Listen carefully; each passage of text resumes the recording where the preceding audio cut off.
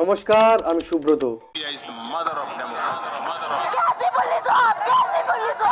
मार रहे हो आप लोग, चुप रहो, मार रहे हो आप लोग। अरे तो यूनिफॉर्म इसका मतलब थोड़ी नहीं मारोगे, यूनिफॉर्म के अपनी दोस्त से मार रहे हो क्या? इस देश को संभाल लेना, वरना 75 साल बाद कोई गंवार इसको धर्म के नाम पर बांट देगा।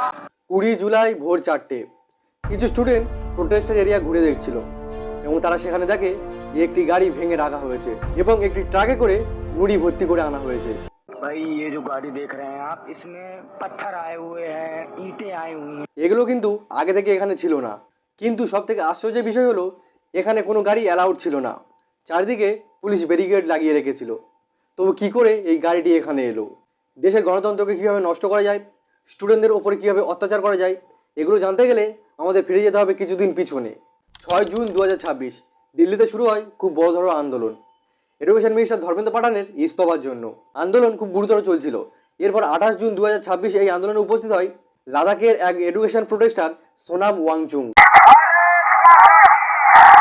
সোনাম ওয়াংচুং দিল্লিতে আসার পর প্রোটেস্টে আরও গুরুতর হয়ে ওঠে এবং এই প্রোটেস্টে সোনাম ওয়াংচুং কিছুদিন পর অনশনে বসে পড়েন এবং অনশনে বসার ফলে 18 দিনে প্রায় 8 কেজি ওজন তার কমে যায়।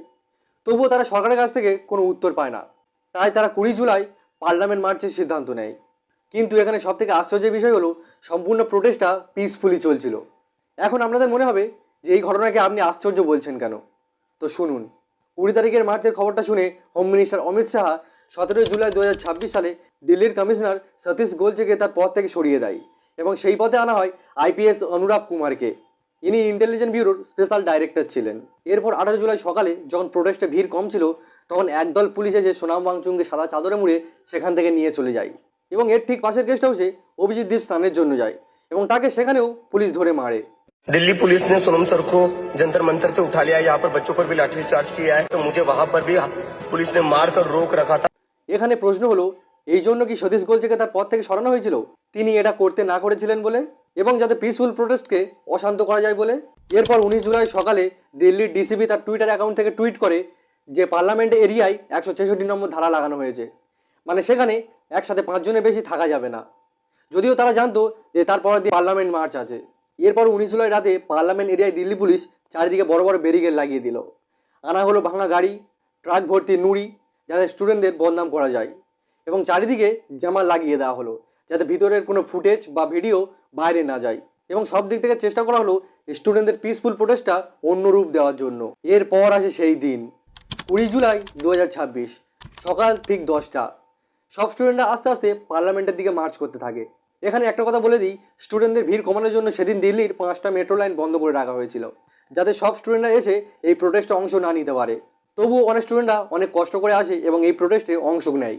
এরপর যখন সব স্টুডেন্টরা পার্লামেন্টের কাছাকাছি পৌঁছালো তখন পুলিশদের কাছে স্টুডেন্টদের আর ভিড় সামলানো যাচ্ছিল না, তাই তারা আগাচাকা শুরু করে লাঠিচার্জ। দিল্লি পুলিশ স্টুডেন্টদের ওপর আগাচাকা এমন লাঠিচার্জ করেছে অনেক স্টুডেন্টদের মাথা ফেটে গেছে, অনেক স্টুডেন্ট অজ্ঞান হয়ে গেছে, অনেকের হাত পা ভেঙে গেছে এবং 12-13 বছরের যে বাচ্চা মেয়েরা প্রোটেস্টে গিয়েছিল তাদেরও ছাড়েনি দিল্লি পুলিশ।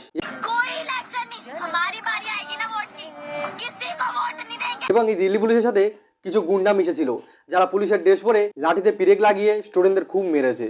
তাদের ওপর টিয়ার গ্যাস ছাড়া হয়েছে এবং দিল্লি পুলিশ এই টিয়ার গ্যাসটা এমনভাবে ছড়ছিল যার কোনো মানেই নেই। এখানে এই ভিডিওটা দেখুন। এখানে কয়েকজন মিলে বলেছিল দিল্লি পুলিশ আগাছাকা এদের ওপর টিয়ার গ্যাস ছাড়ে এবং প্রোটেস্টে আসা সব মেয়েদের ওপর আরও খারাপভাবে লাঠি চালায় এই দিল্লি পুলিশ। এটা থেকে একটা কথা মনে হয় যে গণতন্ত্রের কোনো অধিকার নেই নিজের অধিকারটুকু চাওয়ার। এরপর আসে সেই দিন যার জন্য স্টুডেন্টরা এত কিছু করেছে। 25 জুলাই 2026 এডুকেশন মিনিস্টার ধর্মেন্দ্র প্রধান তার নিজের পদ থেকে ইস্তফা দেন। I am resigning from my post as education minister. এই খবর পেয়ে স্টুডেন্টরা আনন্দে ফেটে পড়ে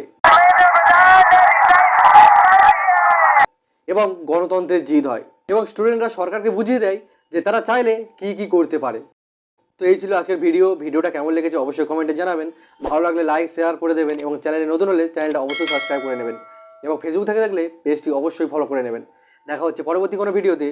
ধন্যবাদ।